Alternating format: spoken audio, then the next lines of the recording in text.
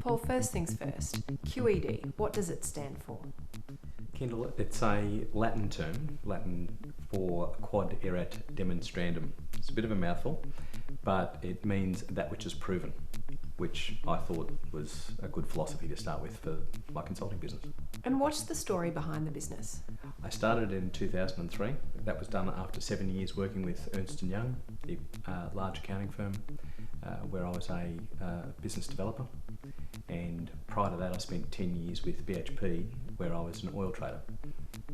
It's developed into the point now where I'm coaching partners in law firms, accounting firms, engineering firms, architectural firms around how to win business. There's plenty of coaches in the market today. What makes your area of specialisation different?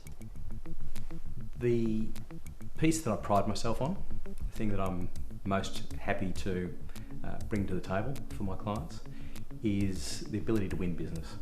The ability to put some dollars on the table that are at risk or that are at risk for the client and coach people to capture that money. How does your experience inform the way you take up your role as a BD coach? The thing I've taken away from my time at BHP, the time at Ernst & Young, and all of the coaching that I've done now, and I've coached over 500 people, is that there's a lot of commodities. There's a lot of people out there that have what they perceive to be similar skills and attributes. The thing that I try and bring out is that it is about the one-on-one relationships. It's about you and your network and your ability to connect with that network that draws your client base to you and allows you to do that year on year. Paul, who's an ideal firm for you to work with? The ideal firm for me to work with would be a firm that has a group of senior partners that are responsible primarily for the revenue generation of the firm, who might need a little bit of extra support, might value a external presence in their planning for their business development.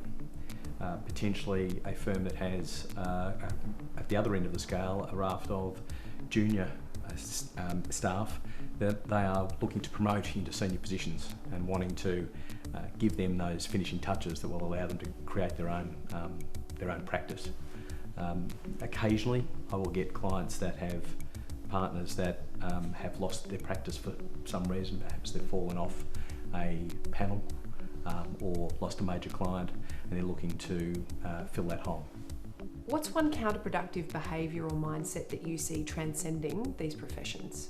The major thing that I see time and time again is that you have people that don't put themselves in the shoes of a client, aren't able to productively understand the commercial responsibilities of the person they're selling to.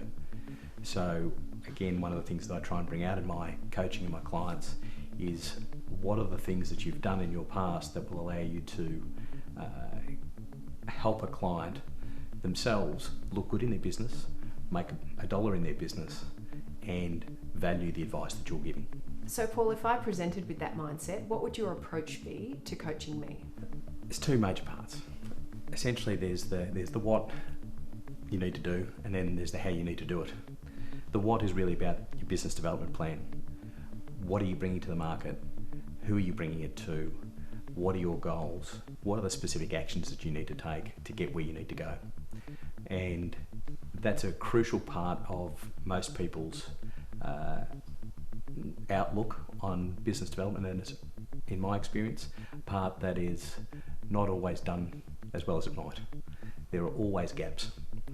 And the second piece is about the execution of that, the how to go about capturing a meeting and running a meeting, that I find, again, people don't put enough thought into it often enough for it to be successful. What would you encourage or advise me not to do? It's the flip side of that, it's about being too technical. It's about worrying too much about your technical content and not worrying enough about what the other person is thinking and about what the other person's worries are. What does it take for a successful BD program to work? The primary starting point is the need, or the recognition, I should say, of a need to change something. If you don't need to change, if what you're doing today is getting you where you want to go, keep doing it. why bother? If you have a need to change, if you recognise that need and you recognise there's a market opportunity to capture, then you're on your way. It is a precondition to a good business development program working. Secondly, you need the accountability aspect, which I believe is crucial, the discipline behind your business development activities and planning. And that is both accountability from a management standpoint, being able to understand what that vision is and being supportive of the people that are actually carrying out the vision. And secondly, from an individual standpoint, being accountable to yourself and your peers about following through on the actions that you agree to. There's a lot of talk. The action is the most important thing. So let's say all the right ingredients are there and I choose to commit to this coaching process with you. What difference can I expect to see? If those preconditions that I've just spoken about exist, what my coaching will bring is the ability to win a dollar, to actually win work, primarily, starting point. But importantly, it gives you a little bit of direction. It allows people to have the tools and the momentum that they need to be successful in the longer term.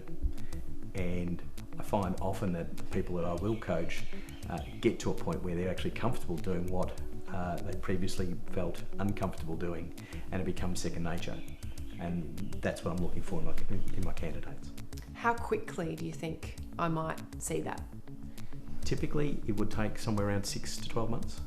And most people would work through, as long as they execute against the plan, would be able to get to a point where they have a plan, when they're executing against it and they're seeing the results within a relatively short space of time. What are some questions that you might like me to reflect on before our first meeting?